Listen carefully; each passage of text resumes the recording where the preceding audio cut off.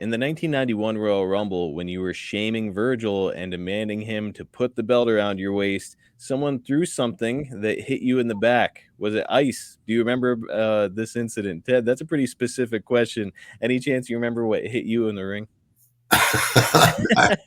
Well, I'll put it this way: I don't remember anything hitting me in the ring. You were locked in. So if it hit me in the back, and I had that jacket on, I probably, especially if it was ice, I wouldn't even feel it. If it hit me in the back of the head, I might have, but I don't know. It's an interesting question that I will narrow down a little bit. Ted, what's the worst thing you have ever been hit with, whether in the ring or at ringside or wherever? Gosh, I mean, you know, I've been hit with people who would take their their drink cup, and leave a good bit of ice in it, and use the cup as projectile. But I mean, I'll be honest with you, I never got hit in the head, thank God. And as big as my head is, that's a miracle.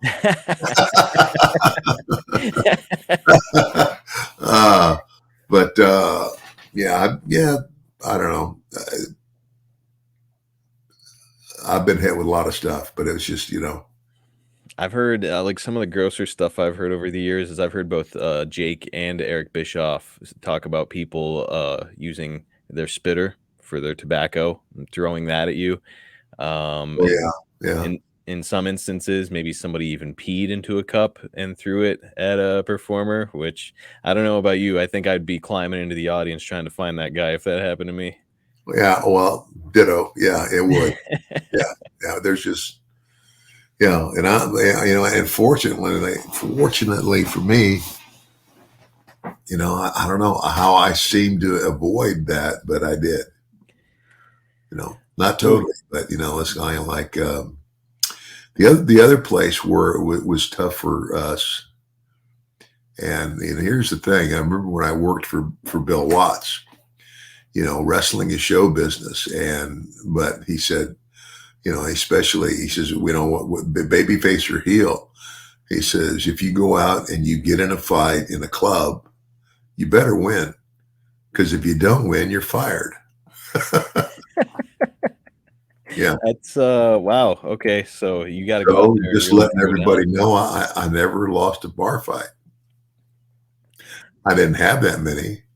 There was just the couple occasions that I did. It was just somebody who was just genuinely a shithead, and just running off the mouth, and I remember one guy. I mean, I literally, I grabbed his coat.